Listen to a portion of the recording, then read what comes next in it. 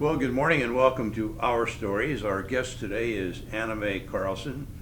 Anna Mae is going to share with us some things about her life growing up and some of the things that she's been through, and also a little bit about how her point of view changed along the way. So, Anna Mae, you told me that you grew up in a suburb of St. Louis in the late 40s, early 50s. What was it like growing up in that environment at that time? Well, I grew up in a very small community, Jennings, and my parents had both also grown up in that community. So all of my relatives were very close, and I was very close to all of them. But it was a very sort of an isolated area, not much commercial, no big businesses, a lot of small farms still in that area. No minorities. I never went to school with anyone that was a minority, all through my education in Jennings, and then I went to Monmouth College, and the only Negro students we had there, my children say I shouldn't say Negro anymore, I should say black. Yeah. Black students were a family that lived in Monmouth, and I've really never had a black friend. I've taught with black teachers that I've really liked, but we never really established a friendship like that. We would go out to dinner together or meet in each other's homes. Growing up in the St. Louis area, did you have freedom to explore the city on your own as a young person? Very much so. In the late 40s, early 50s, Jennings was quite a way north of the main city, and you felt very free to go down on the bus, just a group of teenage girls. And I think I told you how we always went to the Muni Opera, to the free seats, and I didn't miss a one for all the years I was there, and baseball games the same way. But our parents would put us on the bus, and we would go to the Muni, and frequently it was midnight when it was over.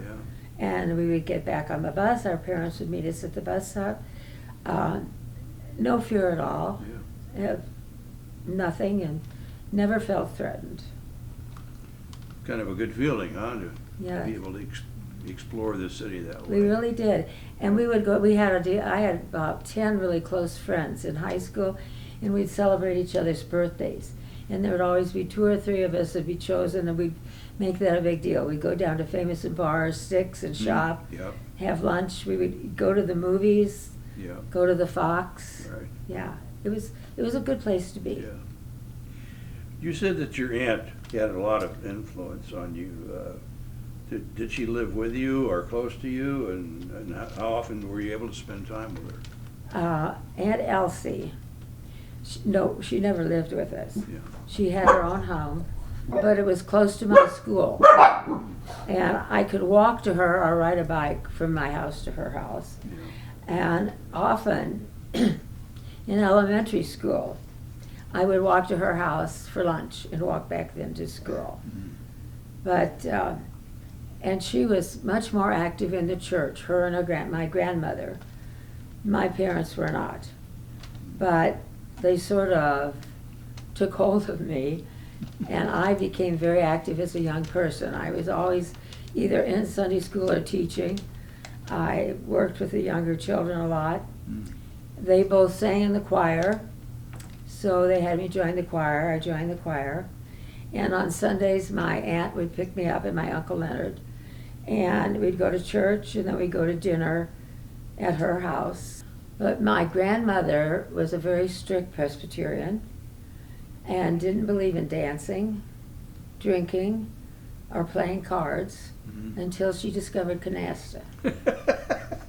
And then we played cards every Sunday. Oh, the devil got her, huh?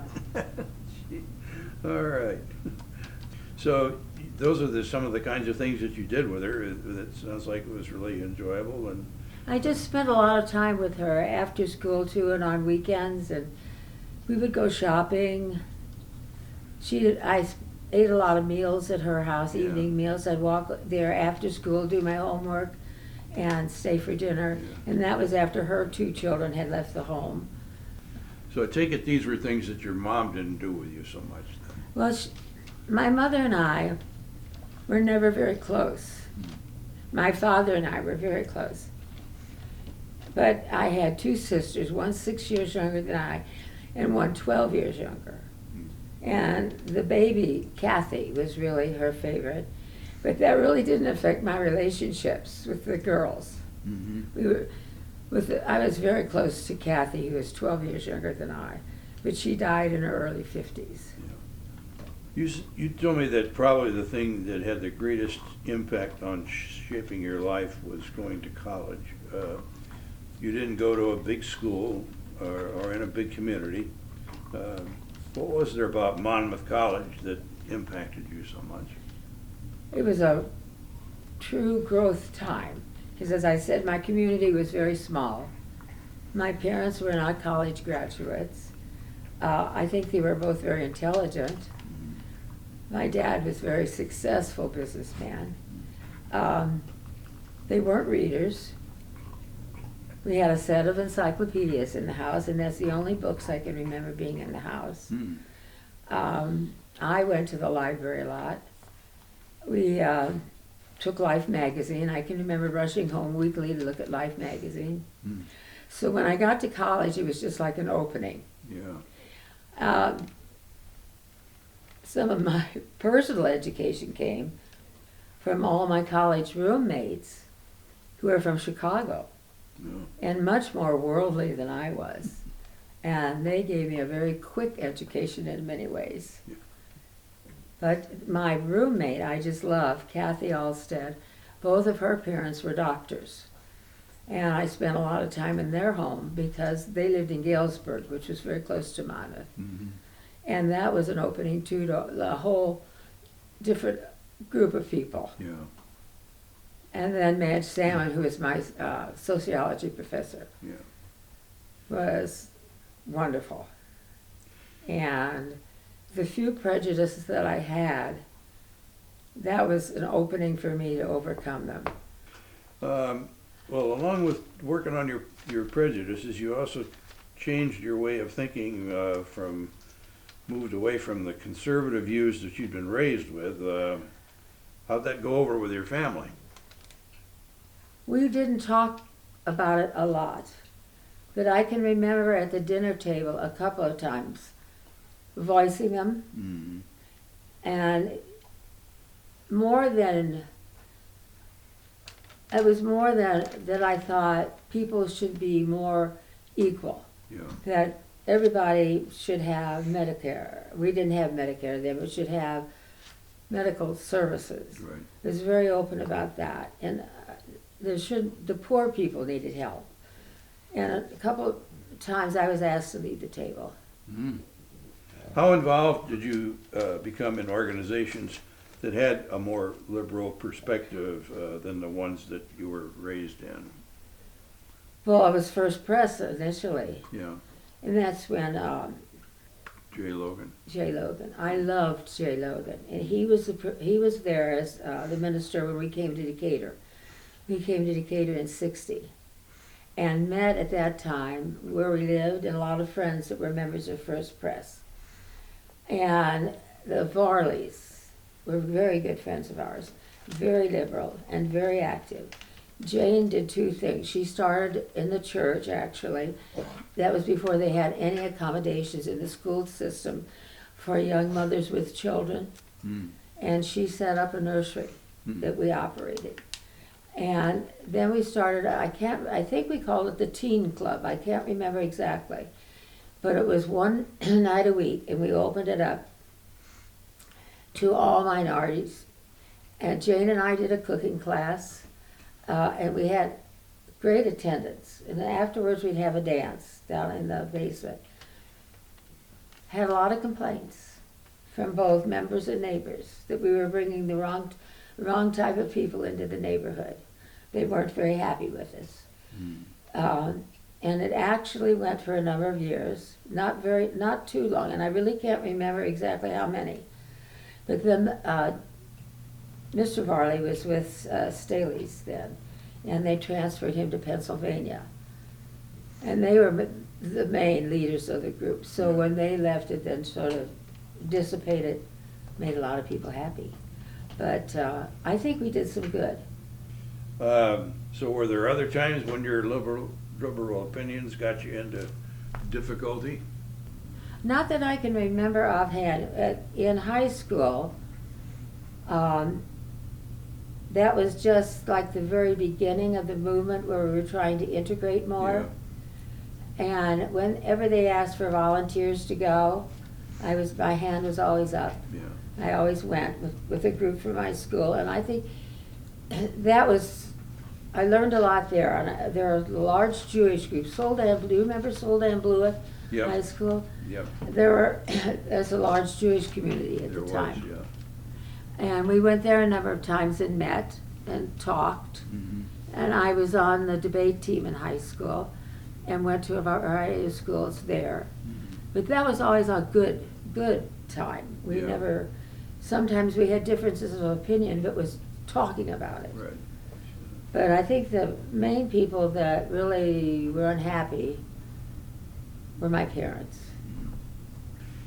When we were talking, you indicated that one of the things that is a characteristic of yours is that you're an awful procrastinator. Oh my God, yes. Why do you think you're that way? My babies even arrived late. I really don't know.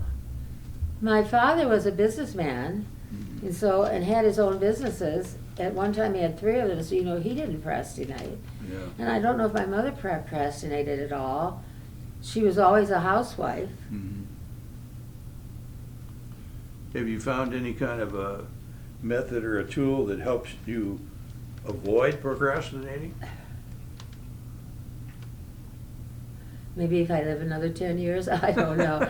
But my friends, I even procrastinate getting ready to go out. And I'm frequently late. My friends will all tell you that.